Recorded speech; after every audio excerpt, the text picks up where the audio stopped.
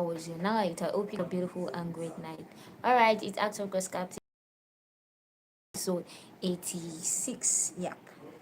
Episode with Obialor-Ukazim. Yeah, so welcome to this episode. And we are gonna continue from where we stopped yesterday. So, and also once again, happy new month. Yeah. Happy new month everybody. And happy birthday to the August born. So if you're born in the month of August, you can actually drop your birthday date for us to celebrate you on your birthday. Thank you very much. So let's get to the point. Okay, so Unamdi and Chizaram actually settled their differences and will learn to understand what hormone replacement therapy can help in premenopause symptoms and some of the symptoms that can be useful there. So today you're continuing. So Chizaram told invited him. Oh yeah, call. She invited him, laughing in a naughty manner. Huh? I should come? He asked, acting like someone who is timid and shy. What's this? What are you doing that one for? She asked with a hilarious, bombastic side eye. Come here, Joe. I'm even wet already. Come and enjoy your happy hour.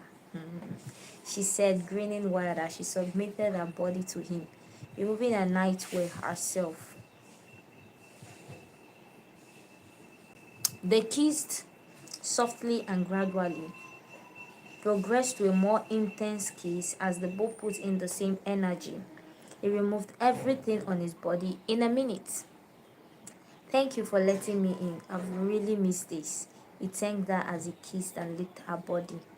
I missed us too, she replied. I'm sorry for everything. Oh, she moaned as he sucked her breast while fingering her downward. She was a little bit wet, and that was quite encouraging to them because in a long while she has not experienced wetness on her own without much foreplay and moisturizers. It seemed the little misunderstanding and peacemaking triggered her love hormones, which made her wet. So you understand that most of the hormones that were lost or that were causing most of our love hormones, they were not producing again. So those are what is causing the issue. So even though she was a little bit wet, it continued the foreplay to arouse her more in order to increase the cervical mucus so that she can enjoy the love making very well. And after some minutes, she requested I penetrate her, and he did with all pleasure. She mourned as he slid into a slippery honey pot, and he did the same. The feeling was heavenly for them as it has been a while they made love.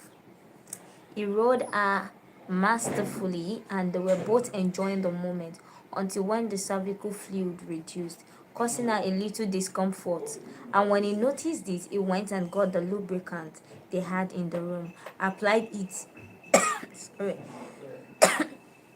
applied it on both himself and her, and they had enough wetness with which to travel smoothly to their desired destinations without much pain. So God help them, and I guess hopefully after the therapy it will also help her again, and you know everything will come back to normal. All right, so Junior did not put on his phone for 2 whole days because he knew that Sarita would be calling and a father would also try to summon him. And just as he predicted, Sarita actually called him, but her father did not. However, after speaking with Unamdi and getting counsels from him, she never called again. But she missed him. She couldn't take her mind off him for those 2 days because she was afraid of losing him.